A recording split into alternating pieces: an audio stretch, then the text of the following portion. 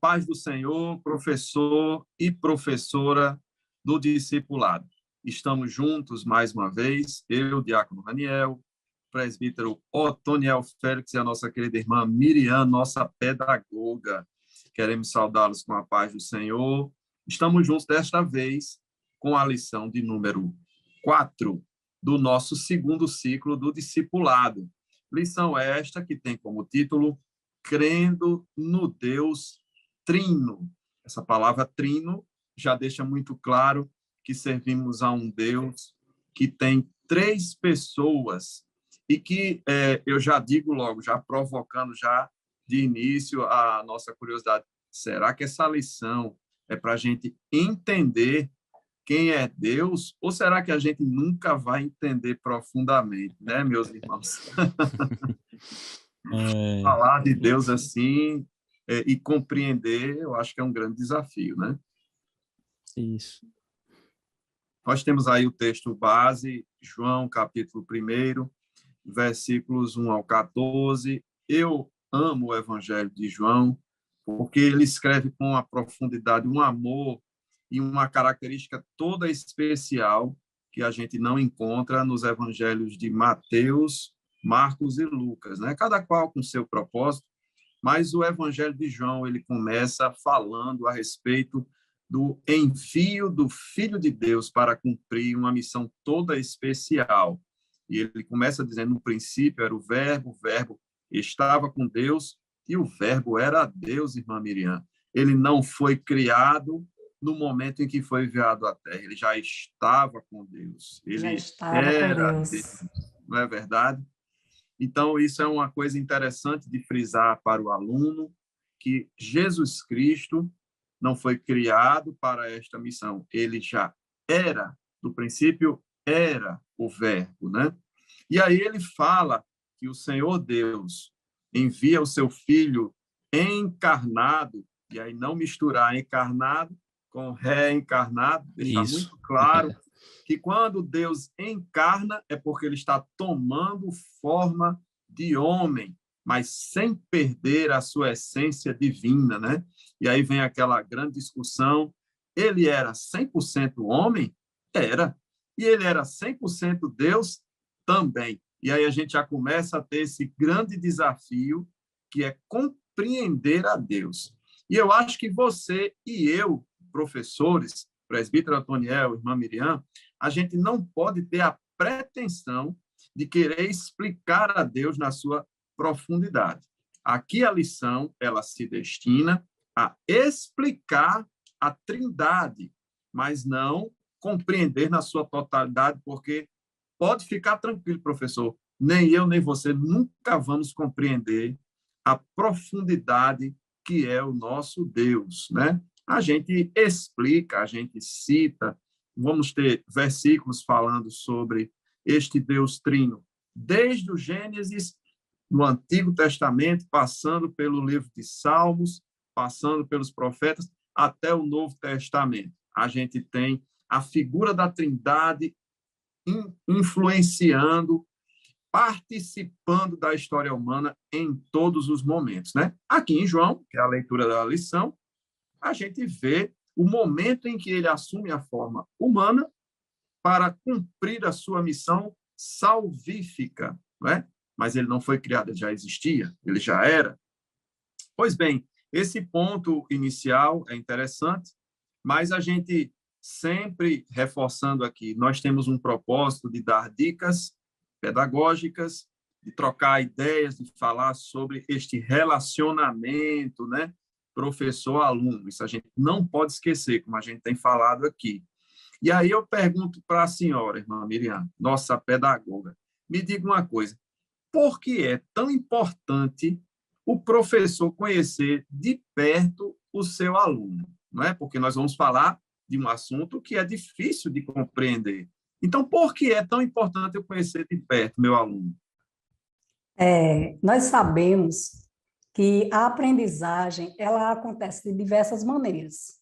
Vocês estão de acordo, não é verdade? Sim, sim. A aprendizagem ela acontece de diversas maneiras e é importante que você, professor, professora, conheça de perto o seu aluno para saber o estilo de aprendizagem de cada um. Porque na sua sala, você, além de ter uma turma heterogênea, discipulado, ainda vai ter alunos que têm estilos de aprendizagem de formas diferenciadas. Olha só que desafio. Na sua classe, você vai encontrar alunos interativos, analíticos, pragmáticos e dinâmicos. Eu não vou hoje trazer todas as informações, mas eu vou trazer uma visão geral de cada um, para que você possa entender, observar os seus alunos e acompanhar. E nas próximas lições, eu possa trazer uma atividade e possa explicar o tipo de aprendizagem daquele aluno e na lição seguinte fazer a mesma coisa, certo? Então, Muito vamos interessante. lá. Isso mesmo, vamos lá. O aluno interativo, ele aprende ouvindo e compartilhando, se envolvendo e trocando ideias. Eu tenho certeza que vocês encontram esse aluno em sala de aula. Ele se envolve bastante, conversa, divide aquilo que já sabe. Então, é aquele que você trabalha com ele a partir das avaliações prévias. Aproveita o que ele já sabe e direciona, ele troca suas ideias. O analítico é aquele aluno que gosta de conteúdo, professores. É o aluno que gosta da aula do método tradicional, que o professor vai, leva informações e ele fica absorvendo. Ele aprende mais dessa forma. Interessante, Mobilian, que a gente falou dos métodos ativos, não é? E se eu perceber que a minha classe predomina o aluno analítico, então talvez a gente tenha uma resistênciazinha nos métodos ativos. É isso mesmo? Isso mesmo. Por isso, nas próximas lições, eu vou trazer dicas de como você trabalhar com classes assim tão mistas com relação ao estilo de aprendizagem. Agora vamos para o aluno pragmático. O aluno pragmático, ele aprende fazendo. Ele ouve, observa e faz. É aquele que quer provas. Você diz, olha, lá no livro de Isaías está assim, então vamos lá, porque eu quero ver, eu quero fazer. Então, ele... Mobilian, então, Tomé era um aluno pragmático, né? Era. Tomé era pragmático. Ele queria a prova. Queria Então, provas. isso mesmo. Bom exemplo, eu acho que o professor que está nos assistindo agora não vai mais esquecer o que é um aluno pragmático. Tomé, certo? É o aluno Tomé. Temos também o aluno dinâmico. O aluno dinâmico, é aquele que encontra maneiras de usar o que ele aprende. Por exemplo, ele procura pôr em prática. Aprendeu, eu vou praticar. Vou levar aquele aprendizagem, aquele aprendizado que ele absorveu, vou colocar em prática. Então, esses são os 4 tipos de alunos que você encontra em sua sala de aula. Como eu falei em desafio, aí vem o desafio. Nossa, além de trabalhar com uma turma 100% heterogênea, ainda tem o estilo de aprendizagem de cada aluno. Como eu já disse, repito. Interessante, né? É interessante. Quanto a isso, a boa notícia é que nas próximas lições estarei trazendo uma dica de atividade e vou mastigar, porque aqui eu falei somente no geral, vou mastigar, olha, o seu aluno analítico é assim, assim, assim. Por que eu devo aprender? Para que eu devo aprender? Então, eu vou trazer essas informações e eu vou dizer, então, se você tem um aluno analítico, vamos desenvolver tal atividade para que possa atender a ele e também à turma. Porque imagina se eu atendo só ao aluno analítico e o restante da turma. Interessante interessante assim que mais sendo numa classe de novos convertidos, né? Que tem que ter atenção maior, né? Por ser novo convertido, né?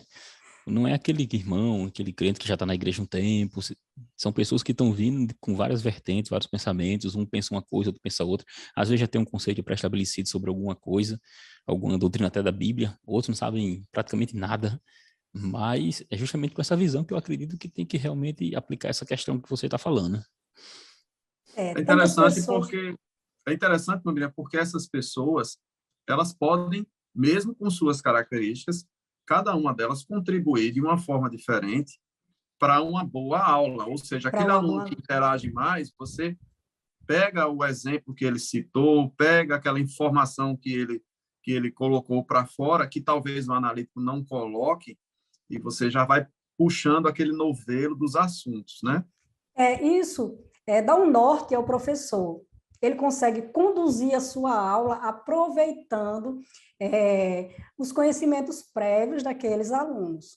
Isto para o aluno que ele é interativo, não é? É aquele que divide ideias, então ele consegue dar um norte para o professor.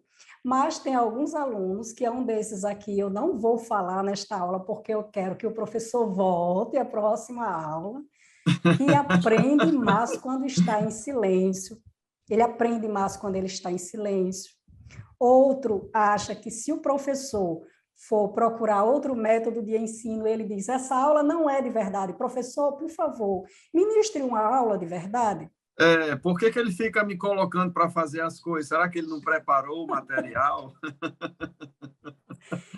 Isso mesmo. Então, aqui, em meio a esses 4 estilos de aprendizagem, nós vamos mergulhar, professores, um pouco mais nessas informações. Então, irmão Raniel, a sua pergunta, por que o professor, é tão importante o professor conhecer de perto o aluno? Por estas e outras causas, por este motivo, que é um motivo todo especial. Mas ele vai Até porque, ter. assim, eu ouvi uma frase do pastor Gonzaga, um pastor da nossa igreja, pastor Luiz Gonzaga, que eu achei super interessante. Ele disse assim, durante muito tempo, eu preparei aulas para mim. Eu ficava satisfeito ou insatisfeito e eu me esqueci de um fator importantíssimo, que era o aluno. Então, nós, professores, não podemos cair no erro de preparar a aula para o nosso prazer ou para a nossa satisfação. A gente tem que identificar os alunos e preparar a aula que melhor se adeque à minha classe, né? E não vou conseguir nivelar todo mundo como interativo, nem todo mundo como analítico, né? São pessoas diferentes, não é verdade? Assim, o professor não irá atender a classe. Ele vai tentar atender a ele mesmo. Exatamente. E fica uma coisa aparentemente improdutiva. Aí eles ficam se perguntando, mas eu estudei o conteúdo, eu me preparei, por que a aula não fluiu, né? Não Por que a gerou aula... aprendizagem. Por quê? Porque não gerou interesse, né? Porque Não é você isso não mesmo? conhecia a necessidade da sua classe. Então, conheça, professor, a necessidade da sua classe, o Isso. estilo de aprendizagem de cada aluno e siga as nossas dicas para que você possa orientar bem a sua classe e ter um bom resultado no processo de ensino-aprendizagem. É Essa isso é a mesmo. dica para hoje. Isso. Ah, a senhora é maravilhosa. Eu estava conversando com o presbítero Antoniel esses dias e nós falávamos de uma palestra que assistimos do pastor Gonzaga e ele dizia da importância do conteúdo aliada à forma. E isso tem tudo a ver com as dicas pedagógicas que a senhora tem trazido aqui, tem compartilhado, a importância de identificar para que a escolha da forma seja adequada ao meu aluno. E aí sim, o conteúdo possa ser absorvido pela mente, pelo coração do aluno, não é verdade? Isso. Pois bem, Se o professor ele deseja se aprofundar um pouco mais, eu deixo aqui, ó, o livro. Esse livro aqui você encontra na loja lápis e CPAD, caneta na mão, lápis e caneta na certo? mão. Tem como título aqui, ó, Estilos de Aprendizagem. Ele detalha tudo sobre esses estilos de Qual é a aprendizagem. editora, irmã A Miriam? editora, eu me perdi. CPAD. A da CPAD, muito bem. CPAD.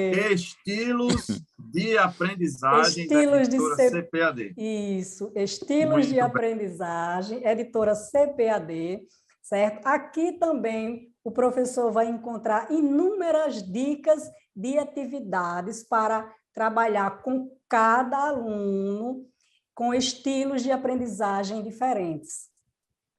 Eu Maravilhoso. aconselho. Maravilhoso. Então, gente, professor, professora, não deixe de anotar essas dicas. São importantes porque trazer um conteúdo interessante, mas não chegar até o coração do seu aluno, você poderá até sentir um sentimento de frustração. Mas a gente traz essas dicas para que haja um melhor aproveitamento daquilo que está sendo ministrado na aula, né? E a aula de hoje, ela, por ser uma aula com um tema intrigante, eu diria até intrigante, né?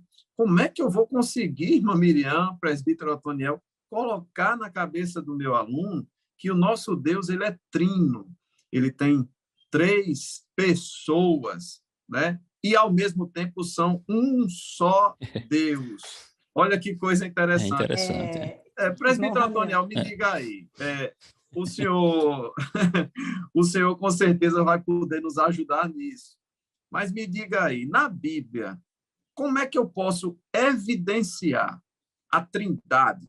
E assim, a gente sabe que a palavra Trindade não está na Bíblia, né? A palavra Isso. Trindade. Mas a gente tem visto em várias passagens bíblicas, né? No Antigo Testamento, no Novo Testamento, as evidências de que nós servimos a um Deus trino.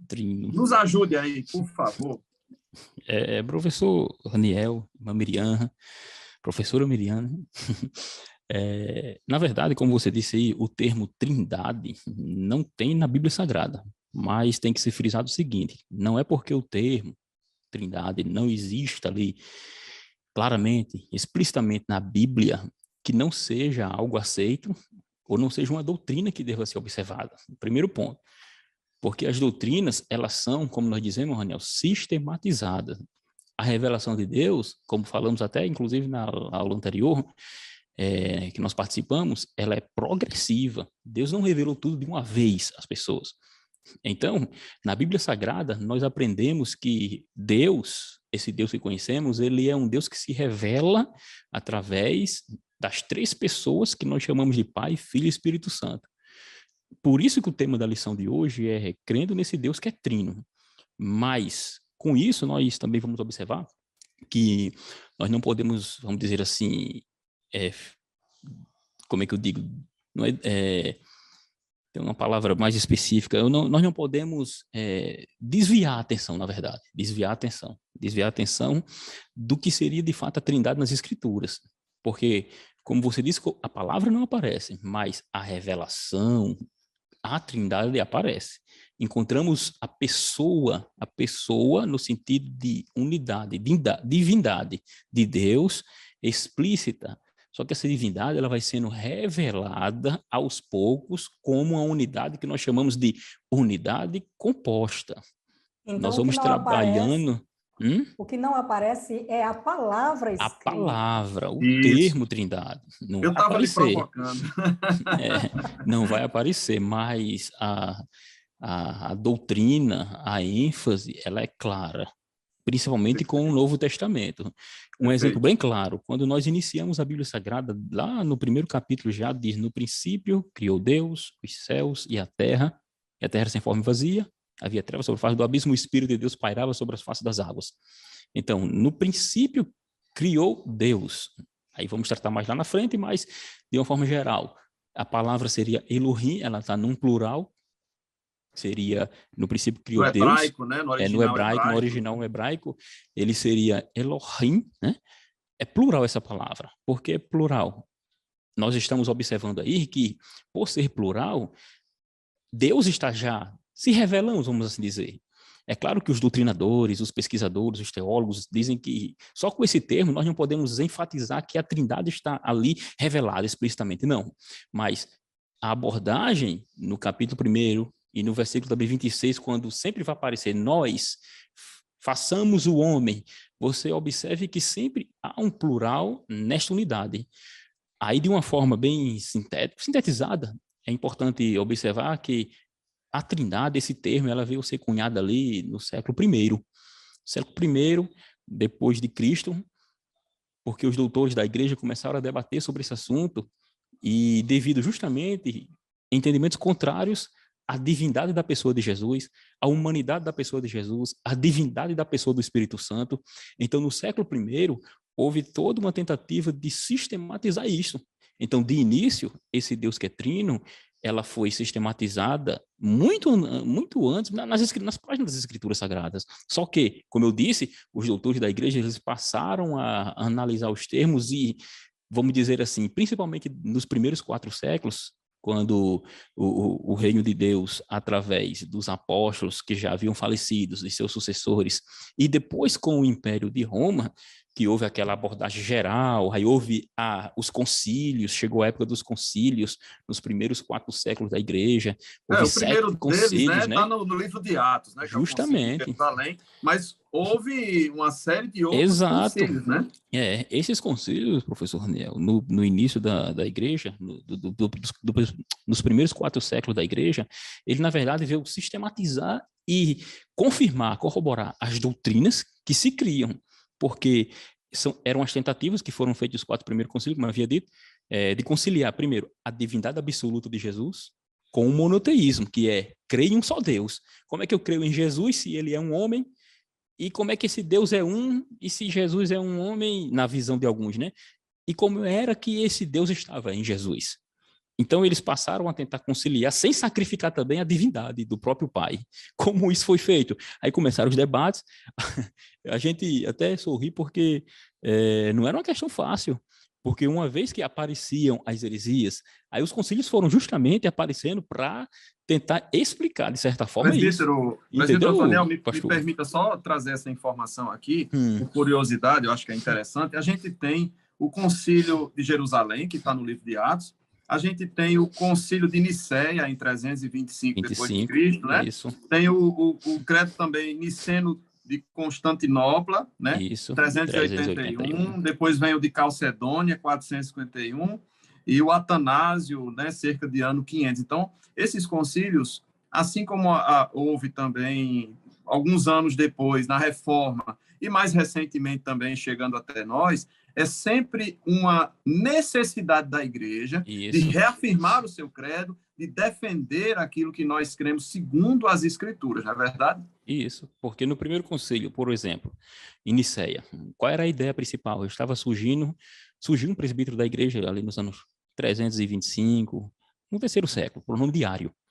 Ário, ele passou a propagar uma ideia diferente da pessoa de Jesus, porque para Ário, Jesus não era... ele teve um início, ele foi criado. E por ele ter sido criado, começou-se a ver a controvérsia. E era um movimento que crescia muito naquelas regiões ali do Império, principalmente. Então, devido a essa controvérsia na época, a relação entre Cristo, o Deus Filho, com o Deus Pai, como é que vamos analisar assim, estabelecer um acordo aqui de forma universal sobre esse tema? Então, Nicéia foi o primeiro concílio justamente para, vamos dizer assim, uniformizar o entendimento. Era a doutrina do concílio para justamente uniformizar a questão do Filho unigênito do Pai, sendo Jesus, que seria sendo da mesma substância, foi o termo que eles utilizaram, substância que o Pai. E a partir daí, nós temos aí justamente ficando mais forte a ideia da trindade, que nós chamamos de trinitarianismo. Então, foi nesse concílio que eles trabalharam a natureza de Jesus com relação ao Pai, e as discussões estavam justamente envolvendo essa questão da posição de Cristo. Cristo era criado ou não? Eles passaram a trabalhar essa questão. Aí veio o concílio de Constantinopla, lá em 381, que você citou, que eles reafirmaram o credo niceno, que é o credo de Nicéia, e qual era a ideia do concílio de Constantinopla? A ideia do concílio de Constantinopla, em primeiro lugar, seria, na verdade, para ir contra a ideia de um bispo que surgiu chamado de Apolinário. Era o apolinarianismo. esses nomes, apolinarismo. Era a doutrina, né, que ensinava que não havia mente ou alma em Jesus Cristo, ou seja, ele já negava essencialmente a pessoa de Cristo, a Irmão Antoniel, humanidade. Tá na entendendo? verdade, essa Sim, aflição, né, é uma aflição humana. isso. Isso é um reflexo da Eles tentando nossa entender. aflição em tentar entender Deus, né? Exato, é. Aí começou essa tentativa de entender, começou a surgir grupos que pensavam de forma diversa. Essa alma de Cristo, aí ele, Apolinário veio com a ideia de que a mente ou a alma de Cristo seria a sua própria divindade. Ele quis defender, na verdade, a divindade de Jesus contrário, contra as doutrinas arianas. Só que o que ocorre? Ele anulou a humanidade do Senhor. Mas nesse concílio, eles... Você resolve uma coisa e complica outra. Mas nesse concílio, eles já passaram nesse concílio de 381, em Constantinopla, eles reafirmaram a divindade do Espírito Santo. Porque no primeiro, o credo dizia apenas que Jesus era Deus de Deus, era da mesma essência que o Pai, e eles criam também em um só Espírito.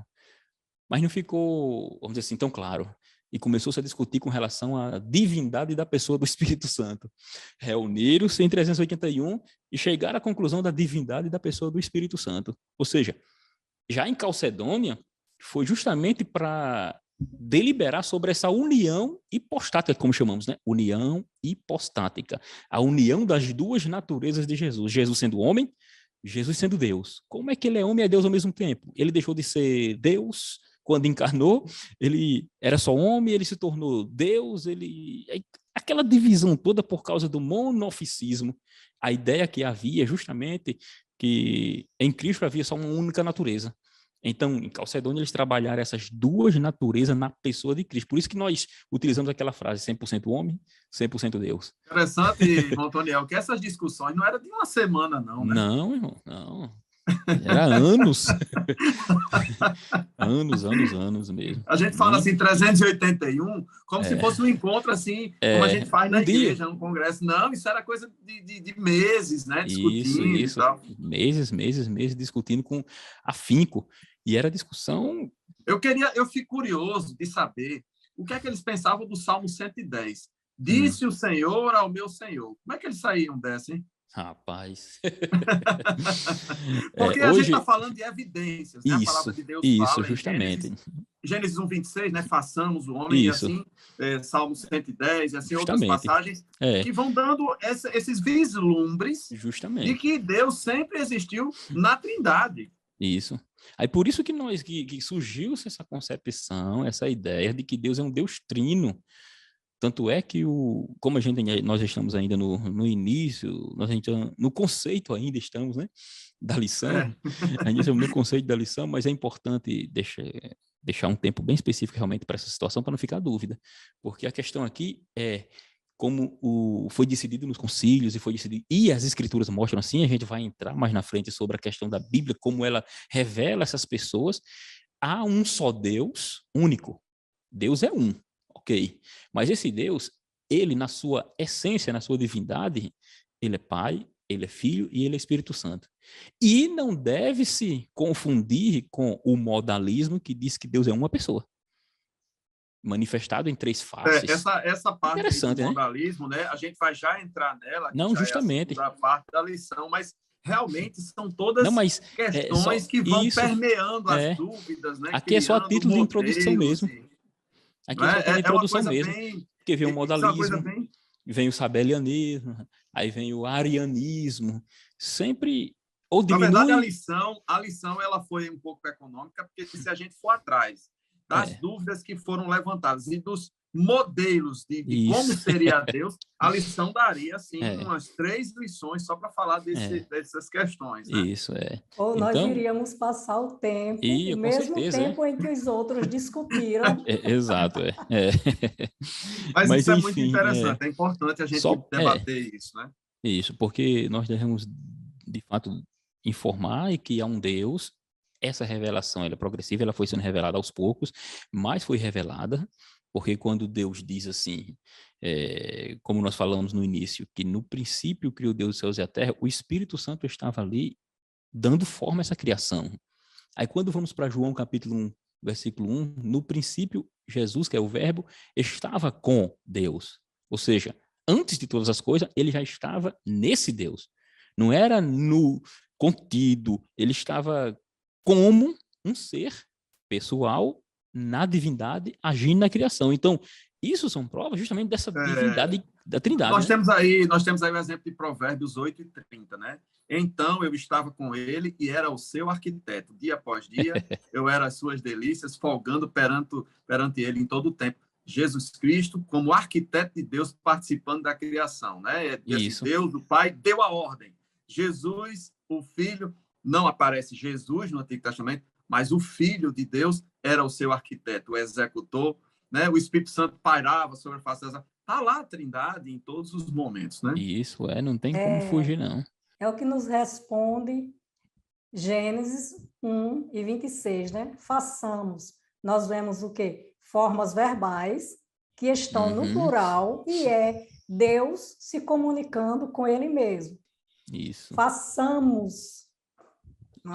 Aí se não houver, Miriam, uma outra pessoa nessa divindade, Deus estaria falando consigo sozinho? É claro que não, ele estaria falando com quem? Com o Filho, com o Espírito Santo, a comunicação intra-trinitariana, como você está dizendo aí. Há quem diga que ele estava se comunicando com os anjos. Mas os anjos, quem fez foi Deus. Lá vem aquelas teorias, né? Não, mas é importante realmente frisar, porque o aluno pode perguntar isso, e há essas teorias. É importante realmente lembrar disso. E não pode ser com os anjos, né? Porque como os anjos vão ser agentes da criação, criadores. Já são as criaturas? Como é que as criaturas são criadores? É a questão do nome dado a Deus, né? Como eu conversei isso anteriormente com o irmão Raniel. A questão do nome dado a Deus, Elohim, que dependendo da maneira em que for aplicada, ele está no plural e também no singular. Então, no versículo de número 26, capítulo 1 de Gênesis 26, façamos, ele é aplicado, este verbo que está no plural, é uma comunicação de Deus para com ele mesmo. Então, ele se aplica à pluralidade de Deus. Façamos a nossa imagem e semelhança. Então, quando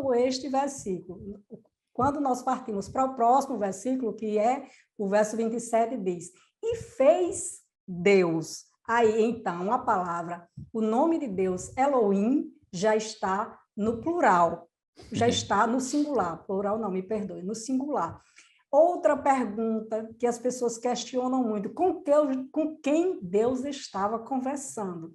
João 1:1 responde. Não é verdade? Exatamente. Responde. Com quem era que ele estava se comunicando? Deus comunicava-se com ele mesmo, mas com quem ele estava comunicando? Olha o verbo. A palavra de Deus, ela é revelação. Revelação. Então, João, ele recebeu essa revelação, né? Assim como Pedro, quando falava com Jesus, ele disse: tu és o Filho de Deus. Ele disse: Pedro, isso não vem de ti, Pedro. Isso foi revelado por Deus. Então, a palavra de Deus, ela é uma revelação. Ele está dizendo: ei, Jesus estava com ele era o verbo. Ele se fez carne agora, mas ele já estava com ele. Isso, então, a palavra de Deus é uma revelação profunda de quem é Deus. A questão de ser uma revelação é que, por exemplo, no Antigo Testamento, não se sabe, não dá para distinguir quem são as três pessoas. Mas no Novo Testamento, lá na bênção dos apóstolos... Você começa a receber informações quentinhas, novas, né? Olha a respeito destas pessoas.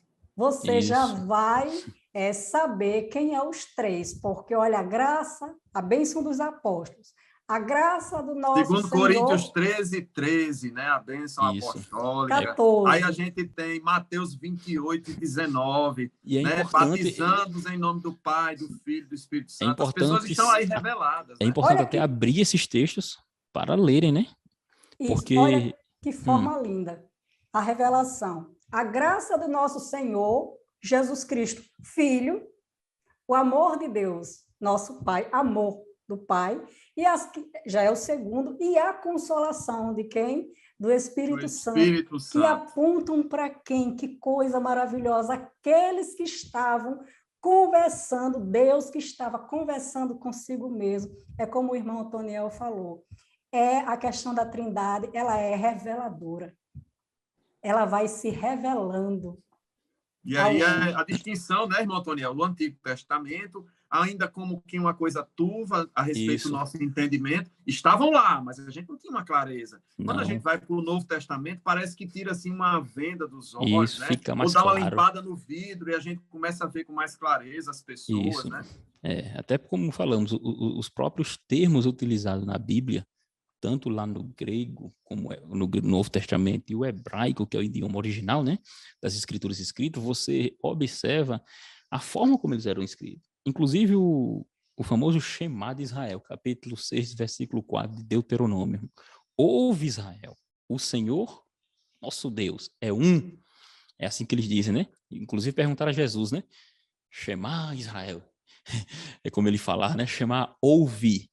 O Senhor Elohim Adonai. Ou seja, interessante que até Adonai também é plural, que significa, se fosse literalmente seria senhores, mas como eles dizem, é um plural, eles chamam aqui, irmão, é interessante falar sobre isso. Eu quero aceitar Jesus de novo, irmão Antoniel. O senhor falando aí. Duas almas. Glória a Deus, aleluia. Esse plural, ele está no que eles chamam lá de construto masculino, ou seja, ele demonstra, na verdade, uma totalidade tanto para Elohim como para Adonai. Porque Elohim, ele está mostrando a possessividade desse plural. Entendeu? Ele não é empregado assim de uma forma literal. Tanto é que Elohim literalmente seria forças, senhores, a tradução. Porque, justamente para revelar o quê? Essa unidade que é composta.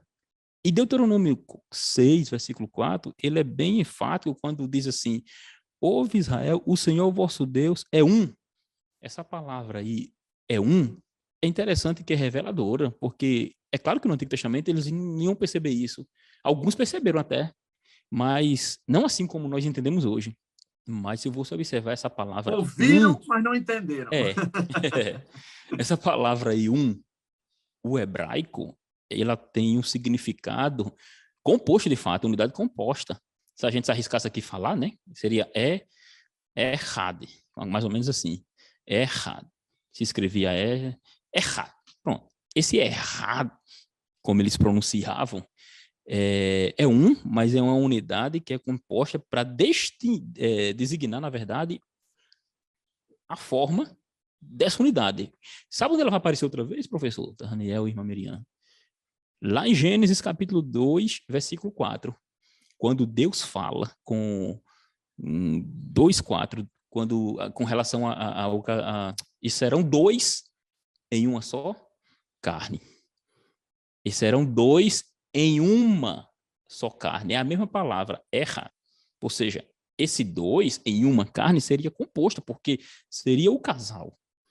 E se fosse um realmente sozinho, sem ninguém, o termo seria outro, iarche. Interessante. Por quê?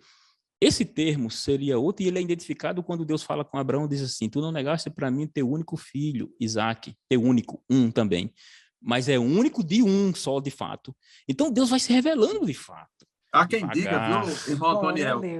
Há quem diga que quando a gente fala unigênito, não diz respeito apenas a ser um filho único, mas de ser de uma única gênese, né? Isso. Unigênito. É porque os termos, para nós, ele parece... A gente quer ler as escrituras como se estivesse lendo qualquer livro aqui, normal da vida, né?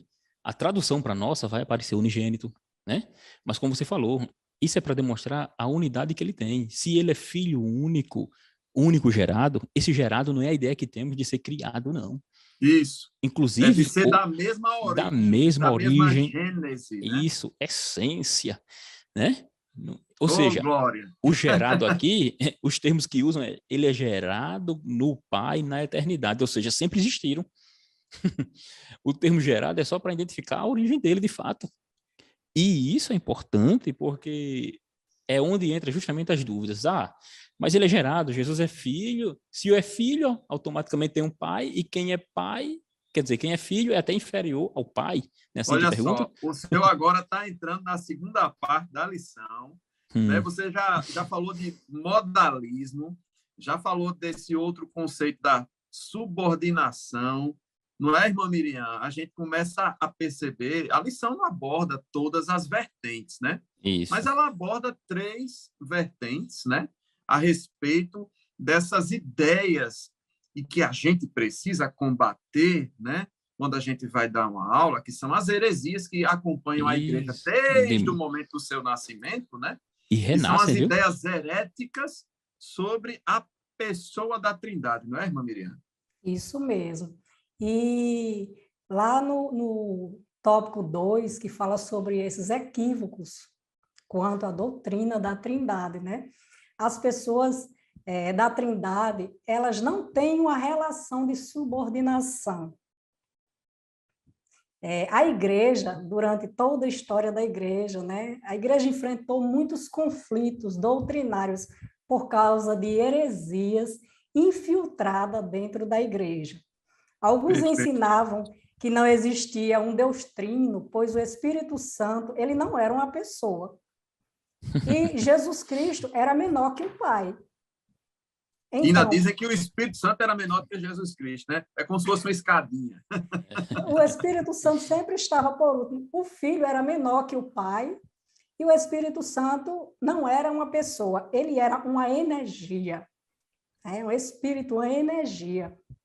E É o que o Concepções. pessoal da filosofia fala de reducionismo, né? A gente reduzir para menos, né, para a menos. importância, né? Concepções equivocadas de uma leitura também equivocada, né, dos textos. Então, olha Perfeitamente. só, por causa dessas heresias, muitas pessoas com visões errôneas, né? Muitos equivocados, eles acreditavam na existência dos 3. Bom, outros pensavam dessa forma. Os 3 existem, mas eles tinham uma visão de hierarquia com relação aos 3. O Pai maior que o Filho e o Espírito Santo em último lugar. Né? Mas a teologia, ela explica essa questão de hierarquia, ela explica a igualdade do ser Deus para as 3 pessoas. Eu vou aqui citar um exemplo muito conhecido. Por exemplo, quando Moisés ele estava com Deus e ele pergunta a Deus: Senhor, o que eu vou dizer ao povo de Israel quando eles me perguntarem qual é o nome do meu Deus? Aí que resposta maravilhosa de Deus. Olha, diz para eles que eu sou o que sou. Então, diante disso aí, o que nós entendemos? O Pai, como Deus, ele diz eu sou. O Filho, como Deus, também tem toda a autoridade de dizer eu sou. O Espírito Santo, da mesma forma. E em relacionamento, o pai, ele diz para o filho, tu, ó meu filho. E o filho diz para o pai, ó pai, tu também. Ele se dirige da mesma forma. E o Espírito Santo também. Então, se houvesse, meus caros professores e professoras, se houvesse a questão de uma subordinação ou uma hierarquia entre o Pai, o Filho e o Espírito Santo,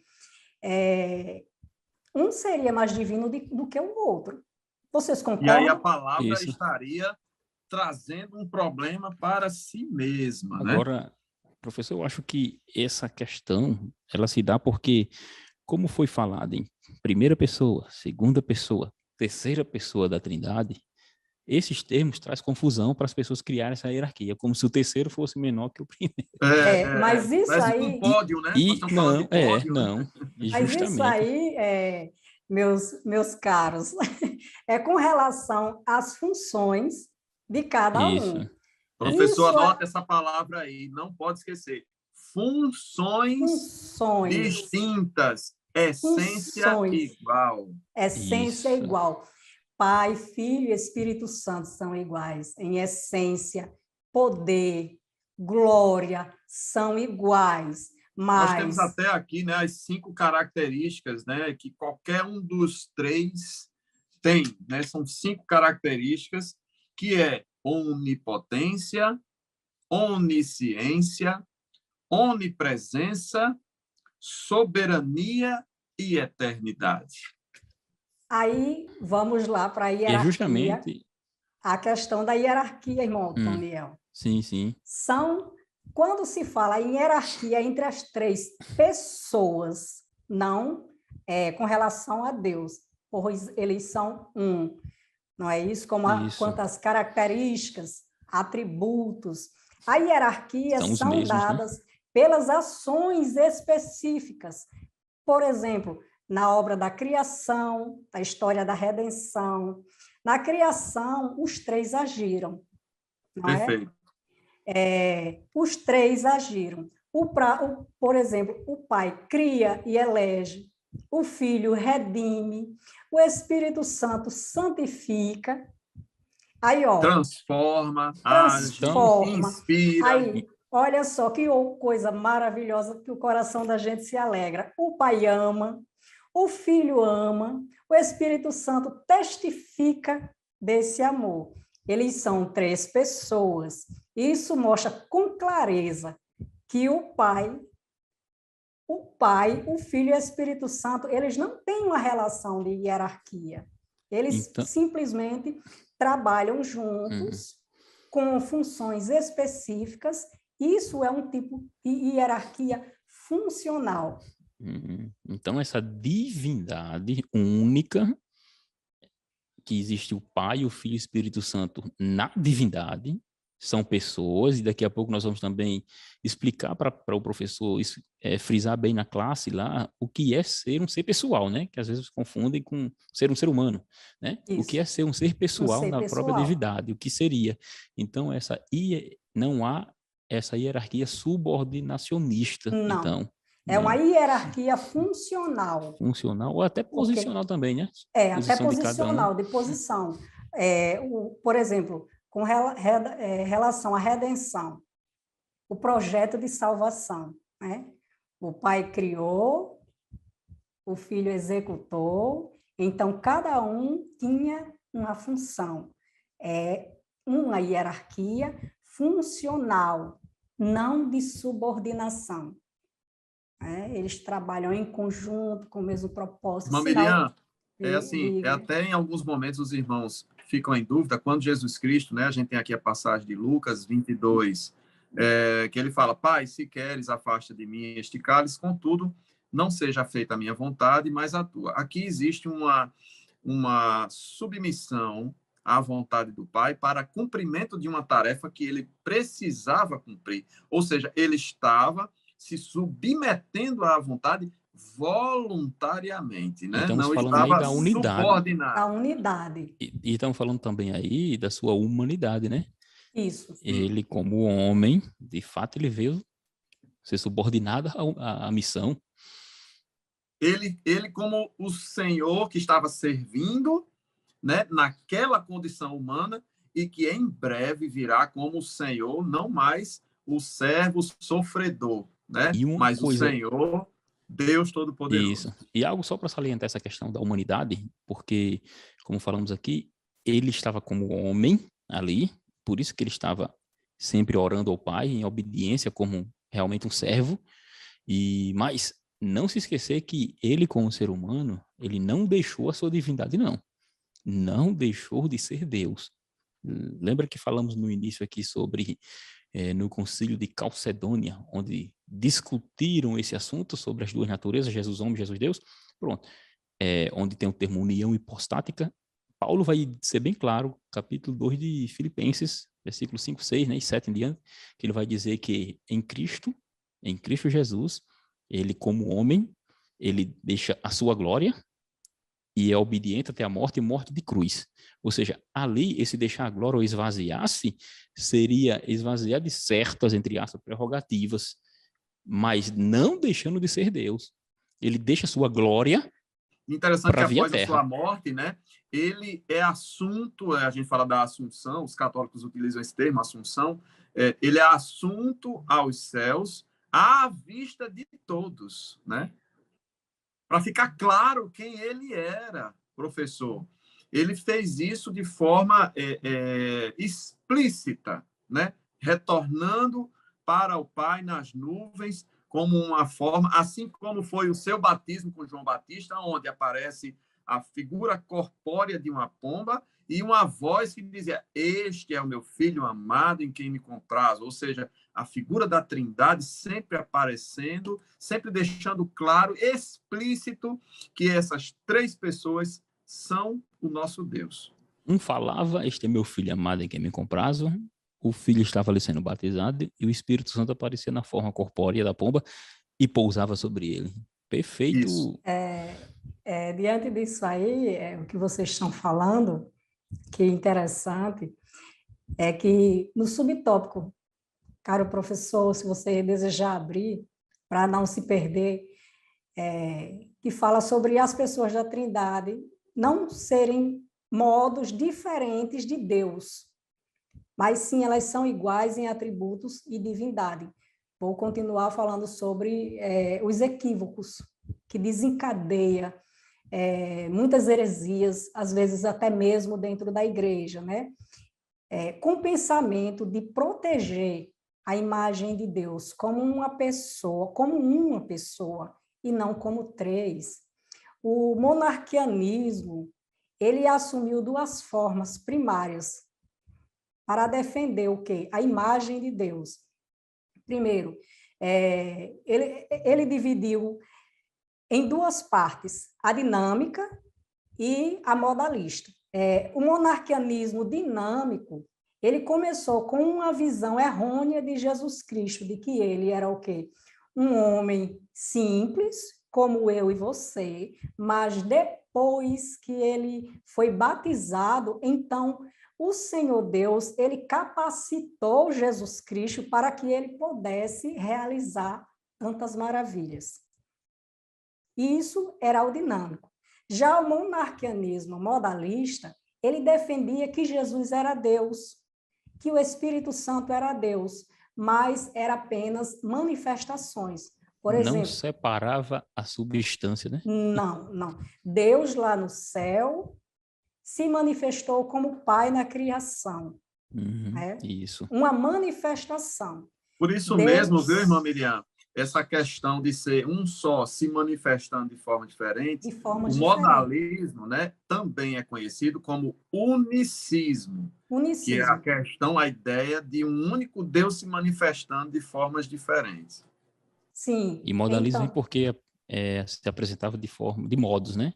De modos diferentes, em tempos diferentes. Na criação se manifestou como Pai, né? Aí a redenção se manifestou como Filho e em seguida como Espírito Santo. Então, para eles, o Pai era o Filho e o Filho era o Espírito Santo e todos eram uma coisa só. Era só manifestações. Era uma pessoa. Era uma visão unicista, né? Vem de um. Uma visão unicista.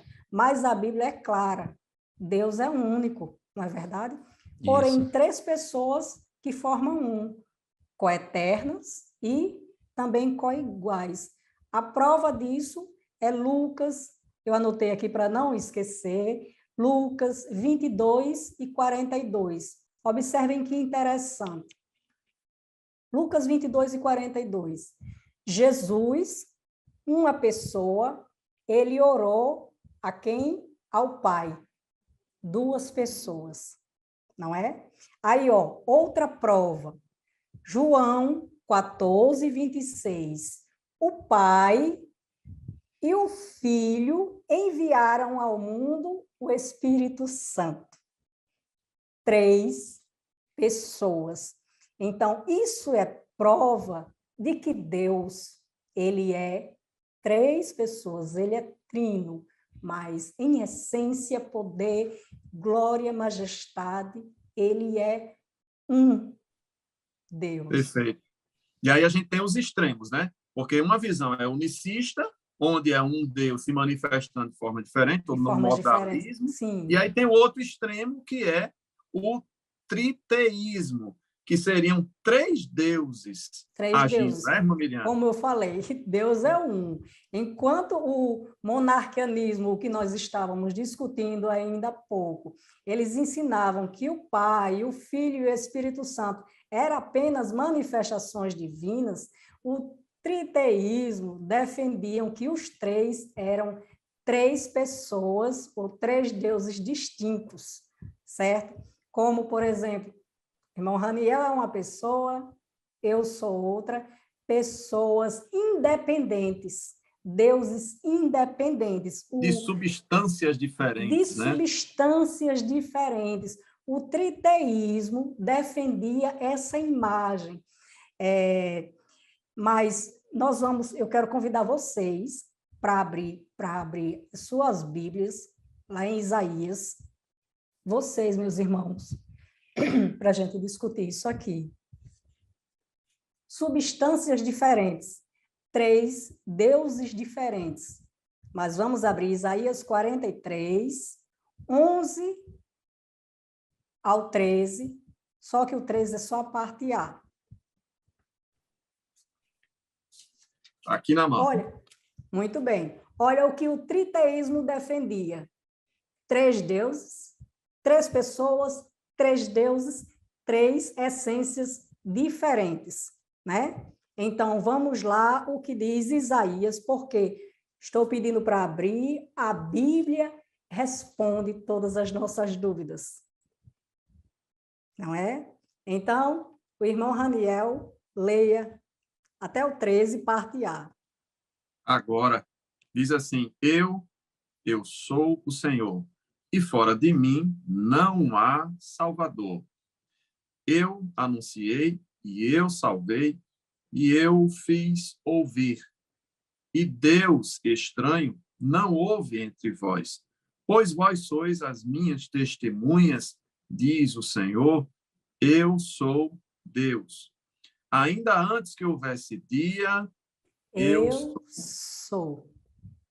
Não é isso, irmão Otoniel? Agora eu quero lhe ouvir com relação a isso aí, por causa essa questão do triteísmo, de que há três deuses, três pessoas, três essências diferentes.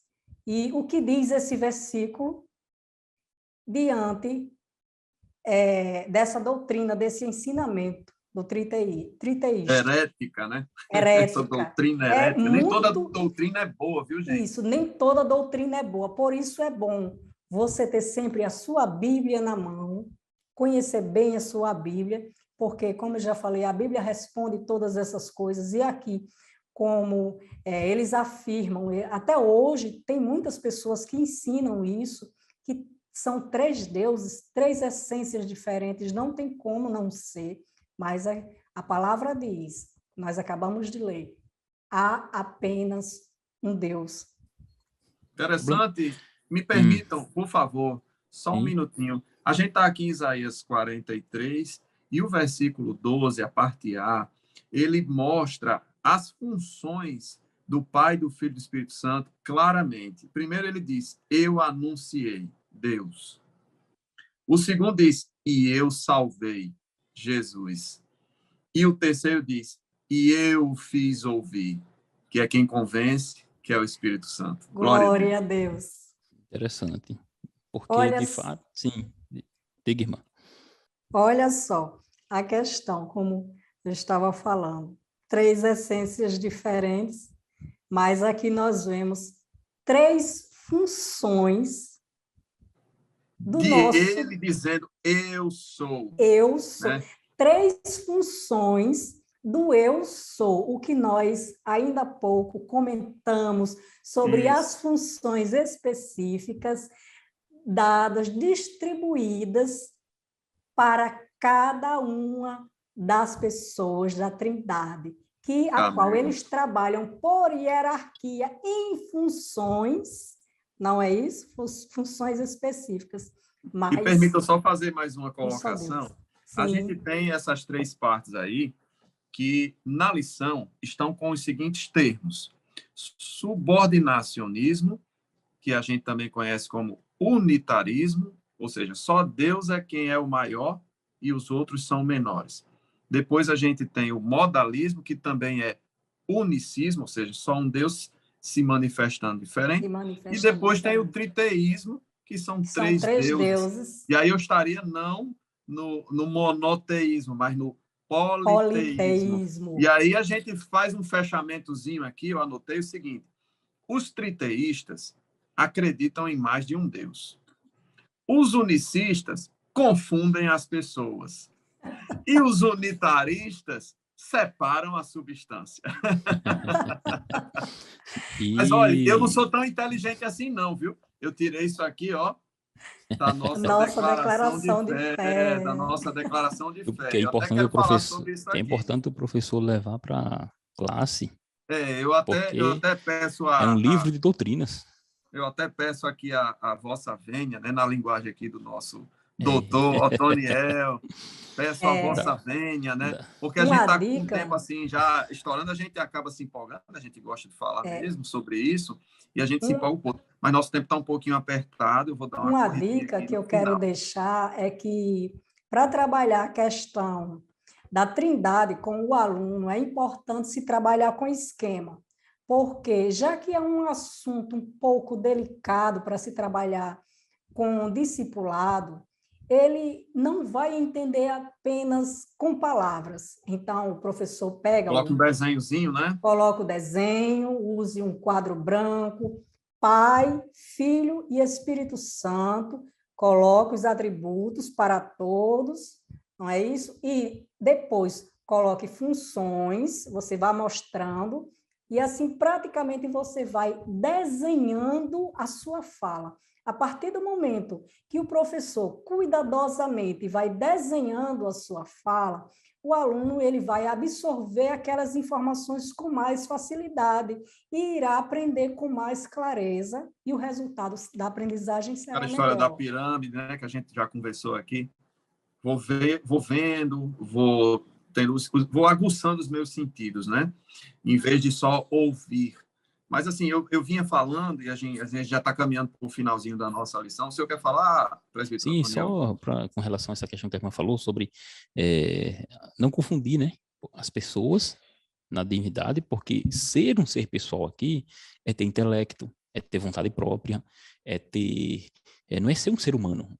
Pessoa, na linguagem bíblica, Cristo, o Pai e o Espírito Santo são seres pessoais porque eles têm, cada um deles, sua vontade própria, eles têm poder de comunicação um com os outros, e nessa unidade da divindade, que a gente também pode dizer que é triunidade, essa divindade, na divindade, se torna um Deus com, em três pessoas, nesse sentido. E só para, com relação a Isaías, eu sou, Deus diz aí no texto que você leu, eu sou. Jesus apresenta também, e perguntam a ele sobre um fato, ele diz assim, antes que Abraão existisse, eu sou. Né? Ou seja, o mesmo termo utilizado lá no Antigo Testamento, Jesus também utiliza. E se você observar, professor, um ponto aqui importante é a visão do profeta Isaías, capítulo 6, que ele diz assim, Jeová, está escrito que é Jeová na nossa versão, através do qual o Senhor disse assim, a quem enviarei e quem há de ir por nós, né? Aí, Naquela visão espetacular, exato, depois da morte do rei Uzias, ele teve um encontro isso. especial. Isaías disse o quê? Eu vi quem? Eu vi ao Senhor. Senhor. Senhor. Ou seja, sentado no alto sobre o trono. Depois ele escuta aquela voz, quem enviarei? E esse Senhor diz assim, e quem há Quem de há ir de ir por por nós. nós? Por nós, Novamente a pluralidade. nós, Porque nós. É pluralidade. a pluralidade na divindade. Então tem que deixar bem claro isso, porque não é modalismo, Deus não se apresentou de vários modos, não. Mas há uma divindade em três pessoas. E interessante é que outro ponto que não devemos perder de vista é que o profeta, quando inspirado pelo Espírito Santo, ele vai dizer assim, que a terra estava cheia da glória de Jeová dos exércitos, o Senhor dos exércitos. E Paulo, o apóstolo, ele vai dizer, Paulo, né, vai dizer assim, cegou-lhes os olhos, endureceu-lhes o coração, a fim de que não veja com os olhos e compreenda no coração e se converta e eu os cure. Aí ele diz assim, Isaías disse isso quando viu a sua glória e falou dele. Aqui está em João, na verdade, João falando no capítulo 12, versículo 40 e 41. Interessante, né? Porque João disse que Isaías viu a glória de quem? João disse que Isaías viu a glória de quem? De Jesus. E Isaías disse assim, eu vi Adonai, o Senhor, ele viu Jeová, né? E ainda Isaías capítulo 6, versículo 8 ou 10, Jeová vai falar. No entanto, e o apóstolo Paulo também vai replicar dizendo assim: bem falou o Espírito Santo a nossos pais pelo profeta Isaías, dizendo, olha, Paulo disse, quem foi que falou? O Espírito Santo falou a nossos pais, dizendo, vai a este povo e dize, de ouvido ouvireis, e de maneira nenhuma entendereis. Atos, capítulo 28, versículo 25 a 27. E por que o apóstolo Paulo disse que foi o Espírito Santo que disse isso? Paulo, quando vai dizer isso, ele vai dizer justamente por causa da divindade sendo revelada na pessoa do Espírito Santo. Ainda Atos 20 e versículo 28, se não me falha a memória. 20 e 28. Vamos abrir aqui, né? O Raniel. Atos 20, 28. Sim. Leia aí, irmão. Ministro Raniel, do Evangelho. Atos 20 e 28. Ele diz assim, olhai, pois, por vós e por todo o rebanho sobre que o Espírito Santo vos constituiu bispos. Quem foi que constituiu bispos? O né? Espírito O Santo. Espírito Santo. Sim, vá, continue. Para apacentardes a igreja de Deus. A igreja de Deus, que ele resgatou com o seu próprio sangue. Quem Mas resgatou foi Jesus com que o próprio derramou sangue, sangue. Então Paulo está dizendo, o Lucas, né? O escritor Lucas está dizendo que o Deus aí, que derramou seu sangue, foi Jesus. Aí, Atos capítulo 5, Pedro vai dizer, naquela famosa passagem onde Ananias e Safira tenta enganar os apóstolos, né? Ananias, por que encheu Satanás o teu coração para que mentisses ao Espírito Santo? Não mentistes aos homens, mas a Deus. Ou seja, nós já estamos vendo a revelação, a divindade sendo manifestada como Pai, Filho e Espírito Santo. E para provar que são pessoas distintas, o Filho, as Escrituras falam e nós observamos que ele foi gerado e ele veio ao mundo e encarnou. O Espírito Santo, no capítulo 16, ali naquela famosa frase de Jesus, ele disse assim, eu enviarei outro Consolador. Interessante que esse termo outro ali não é heteros, que significa, quer dizer, é alon, não é heteros, ou seja, é outro, mas da mesma substância. É bem importante frisar isso, porque você vai separando as pessoas, mas unificando a divindade. E só me empolguei um pouquinho aqui, só para lembrar aqui, porque eu lembrei de Apocalipse capítulo 1, versículo 7, comparado com Zacarias capítulo 12. Ele disse assim, ó, que me verão aqueles que, né, e verão Jeová aqueles que ultrapassaram, Zacarias 12. Aí, capítulo 1, versículo 7 de Apocalipse, o evangelista João vai dizer assim, que vão ver ele vindo sobre as nuvens, né? E verão aqueles que o traspassaram. E quem foi ultrapassado? Jesus. Então, você vê a revelação de Deus sendo demonstrada de forma piamente, e Mateus 28, 19 é claro. Portanto, ide, ensinai a todas as nações, batizando-as, ele não diz assim, nos nomes, não, no nome do Pai, e do Filho, e do Espírito Santo. Esse E aqui no grego realmente é uma conjunção, cai, cai, cai, ou seja, é pessoas distintas, mas é no nome de um, seria a divindade. Olha só a revelação de Deus como ela é linda, irmão. É profundo, é muito profundo. Bom O seria tempo é que a pouco, sala né? tivesse 2 horas. Mas acredito gente, que já caminhando para o nosso fim, é uma pena, a gente gostaria de falar assim, bastante tempo sobre isso, mas assim, eu queria citar nessa terceira e última parte da lição, e já mostrei aqui, quero mostrar novamente, a importância de nós termos esse documento. Isso aqui é um documento, é um livro, é a Declaração de Fé das Assembleias de Deus, né, que foi publicado, compilado, mas essa história é bem mais antiga, tá? Desde os concílios que a gente citou aqui, e desde as defesas das confissões de fé dos pais da igreja, né, desde a reforma até aqui, a igreja vem sentindo a necessidade de declarar a sua fé. E aí, o senhor tem aí também, né? Pois é. Eu também tenho aqui na minha Miriam já biblioteca. pediu a dela aí, ó. A minha bibliotequinha aqui, ó. Só não vou levantar para ir o pegar, mas assembleiano está tem que aqui ter, do né? lado. Mas esse documento, ele é extremamente importante. Isso. Alguns puristas da igreja torceram o nariz quando a igreja intentou fazer esse documento. Todos temos aqui, ó, não deixe professor de comprar esse material. É barato, extremamente importante, é praticamente um curso de teologia sistemática na palma da sua mão. E você pode ter acesso, né, para consultas. Irmão Otoniel, né? Vamos todos mostrar como exemplo. Todos os três aqui com o seu. Três. Esse material, ele é importante porque ele declara aquilo que nós cremos de maneira sistemática. A gente faz a consulta por temas. Não, se eu pego aqui, eu não tenho a memória que o presbítero Otoniel tem, de pegar sistematicamente os versículos e citá-los. Então, eu, como tenho uma memória um pouco inferior, eu vou aqui, ó, eu vou aqui nesse livreto e faço referência, né? Faço referência, gente, ao capítulo de número 3. Olha só, capítulo de número 3, que fala sobre a Trindade. E é sempre começando com a expressão cremos.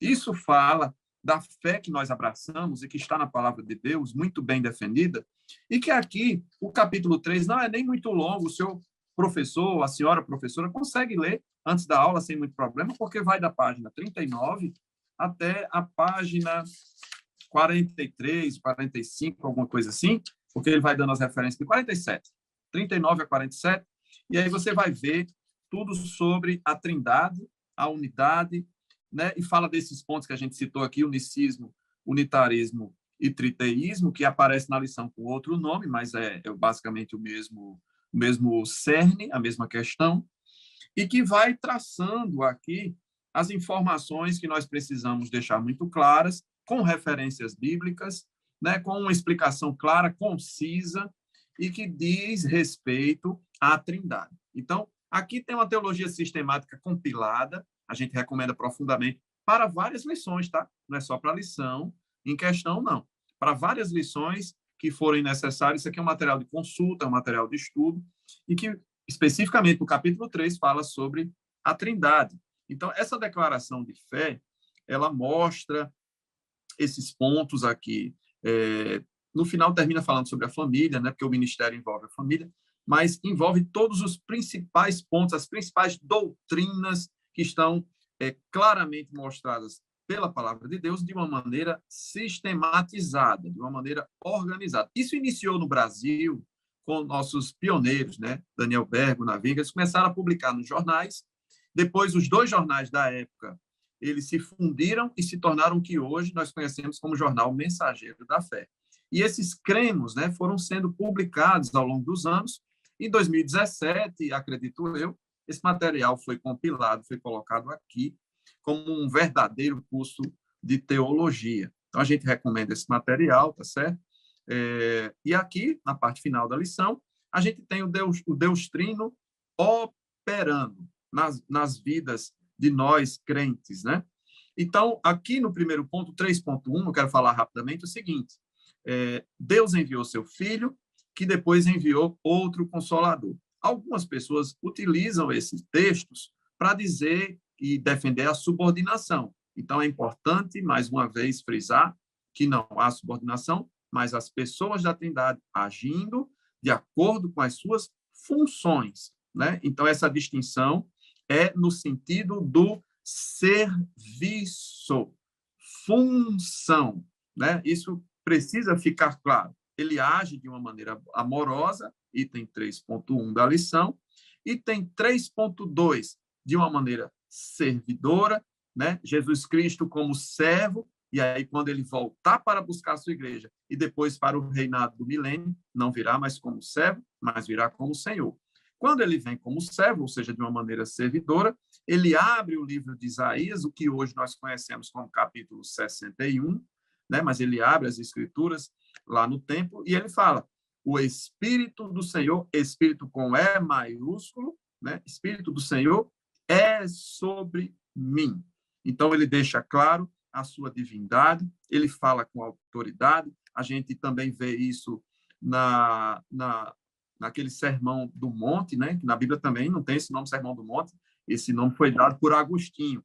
Mas dos capítulos 5, 6 e 7 de Mateus, quando ele ensina, ele fala a verdadeira carta magna a respeito do reino de Deus, E no finalzinho do capítulo 7, as pessoas dizem, ele ensina como quem tem autoridade.